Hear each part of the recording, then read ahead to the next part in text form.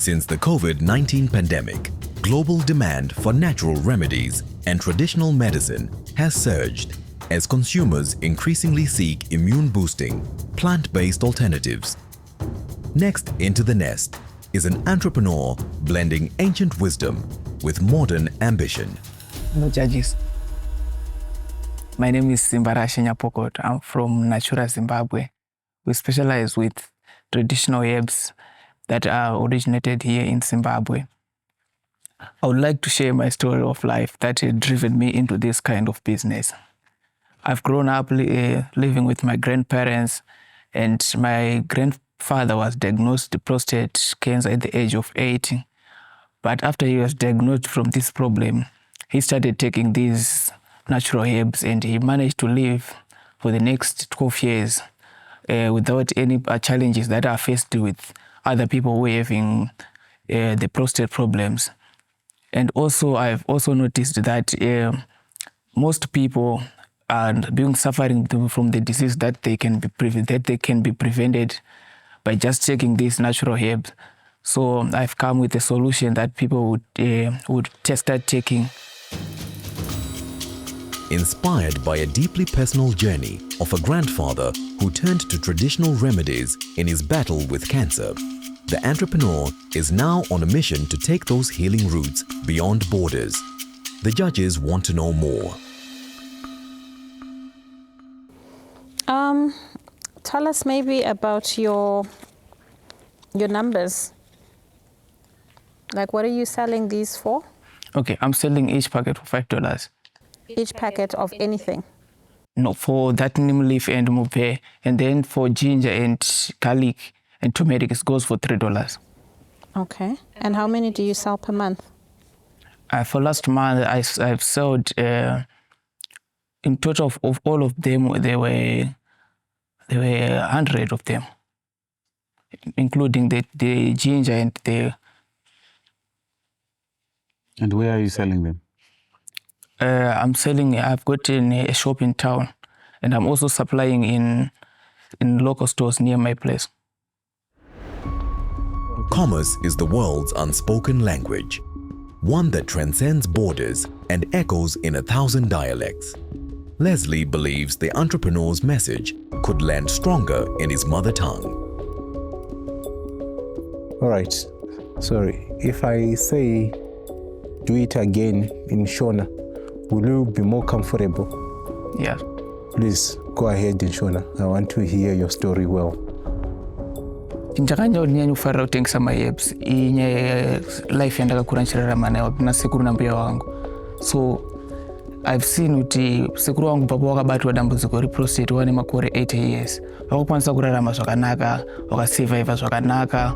Through wasingasangani maproblem ani wangu kuti wanenge wachirwadziwa pakurasa mvura nezvimwe zvese. Wakakwanisa kusurvive burikidza nekunge wachitora maherbs iyaya.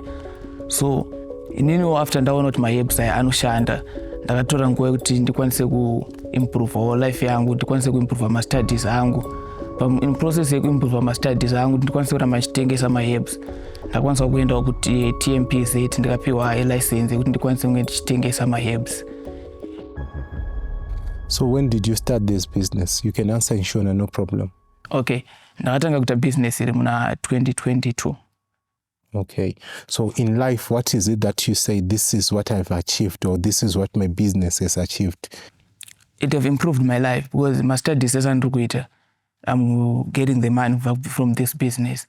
And also, so when I take some herbs, there are some equipment that no shandisa, like my full body scan, and also from I started taking some street ndifamba door-to-door service.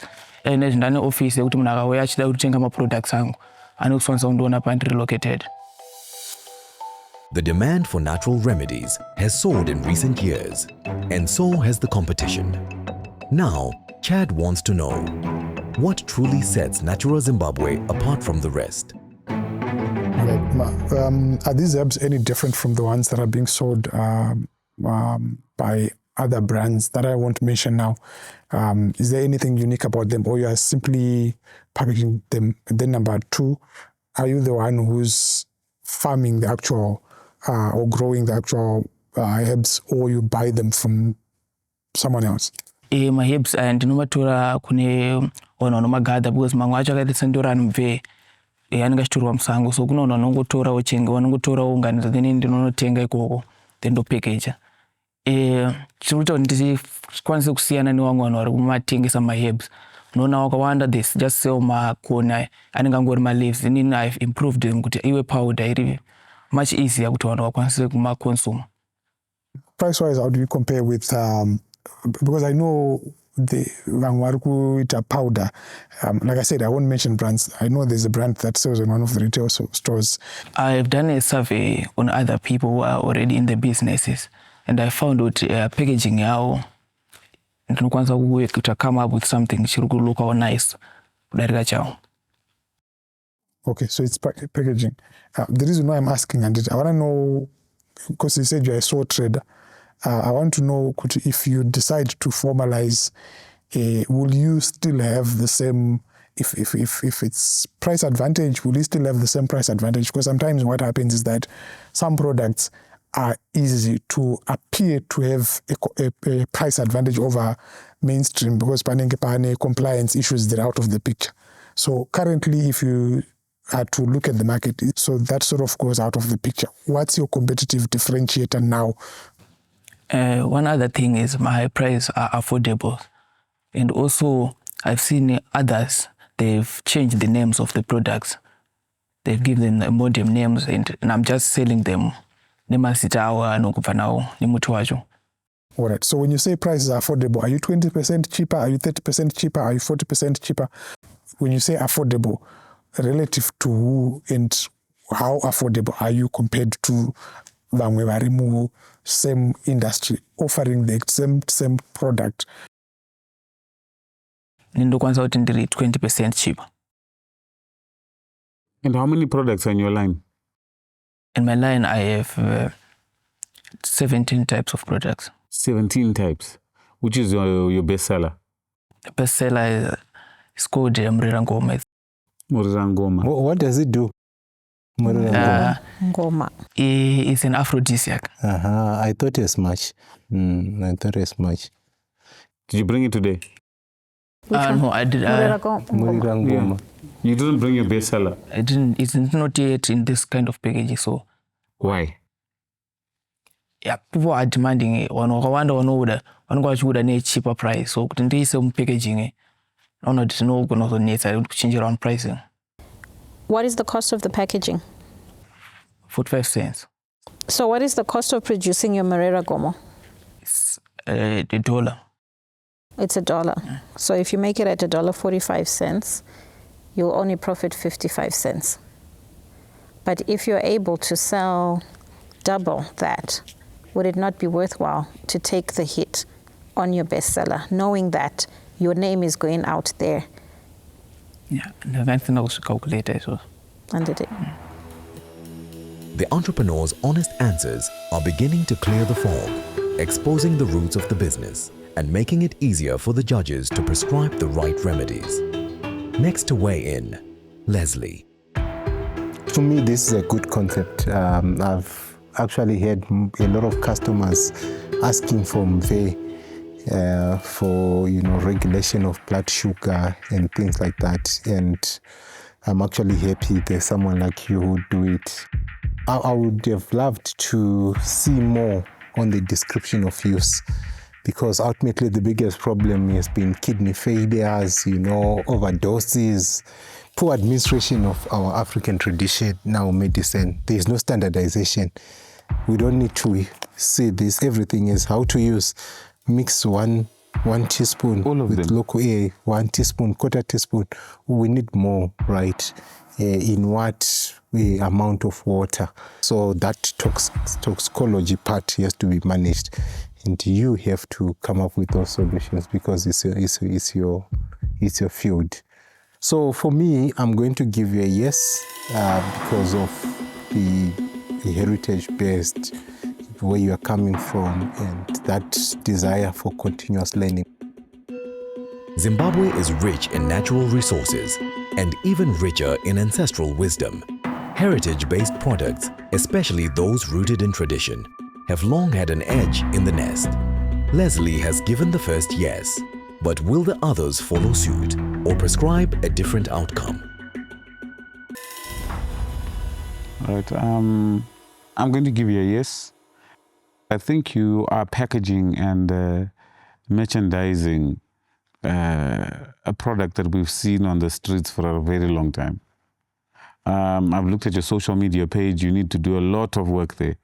You know, I think it's a good place to explain to people how things work, directions of use, case studies, people who have used the product. So I think it's important for you to use that platform to put all your information there, so that when people want to find out more about you, even, you know, issues of side effects, you need to answer all those questions, you know, before people ask them on social media. I think there are a lot of products, the 17. It's good to have them, but I think you need to find out the ones that you need to focus on and put more effort in. The ones that are bestsellers, the ones that will get your name out there, the ones that will make you money. So for me, it's a yes. I think, yeah, there's a bit of work to be done, but you're on the right track. I'm a little concerned about your capacity, which is how many you can make or how many you can repackage and where you're sourcing from. But since you said most are growing naturally and you've got a few places that you can access, you want to work on that. Concerning, you mentioned full body scan. Yes. Is it that machine that that supposedly tells you what's wrong with you? Yes. I would move away from that, okay? Keep your focus on traditional medicine. I'm also very impressed with the packaging. I like what you're doing here. I would say maybe look at streamlining, maybe cut out 7 of the 7 lines, 7 SKUs that you have, and just focus on the more indigenous ones. I mean, some of those, they've got a story to them. They're interesting, and you'll get a lot of value from marketing them properly on this channel. It's going to be a yes from me. Okay, so yeah.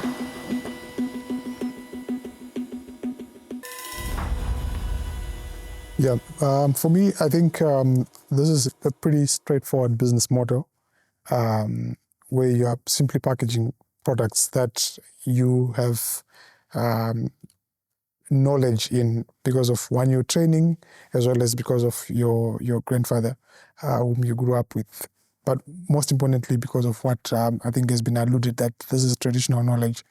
The packaging itself, I think it's a great step. The limitation that I'm seeing is that I have seen other products on the shelf, and it then feels like an ETC sort of offering. But as far as things stand now, you've got to figure out what your competitive differentiator looks like, because it is a conventional business model. Is it price? Is it packaging? Is it all of those things? So in short, I'm going to say yes, but please do then invest in all of those things so that you are not just an ETC product on the shelf. There's more to what you're offering, despite the fact that there are other players already on the market. Okay, thank you. Well, thank you very much, Simba. My last question, have you used the Mrirangoma yourself? Mrirangoma? Yes, I tested it. I want to know the taste and... Oh, okay. No, I'll check with the results after the show. Actually, I'll find one for you. Thank you. Thank you. The judges agree. The business has export potential. The entrepreneur is through to the next stage of the program, where expert guidance and targeted support will help strengthen its global potency. A swift endorsement for Natura Zimbabwe, leaving the entrepreneur inspired and ready to plant seeds of encouragement among fellow young innovators. Eagle's Nest is for the young entrepreneurs. So if you're thinking of going bigger, it is a good opportunity for you or to apply for you to be there, because they offer you lessons that might be expensive for you to encounter, but if you just apply, some of them, you'll get them for free. So I've actually seen one of the retail outlets. There's a company that does herbal products, and they have a line of indigenous products that they're now packing, and that's where I was trying to figure out whether there's anything different about this particular. Yeah, look, the product is natural. You just harvest it and package it. So the likelihood of it's now all about merchandising and marketing. Really, there's nothing exactly really how you're going to differentiating. differentiate your on a personal level. And I like his route to market. The direct route to market always has better advantages. The Eagle's Nest Youth Export Incubator, proudly brought to you by Zimtrade and EcoBank, the Pan-African Bank.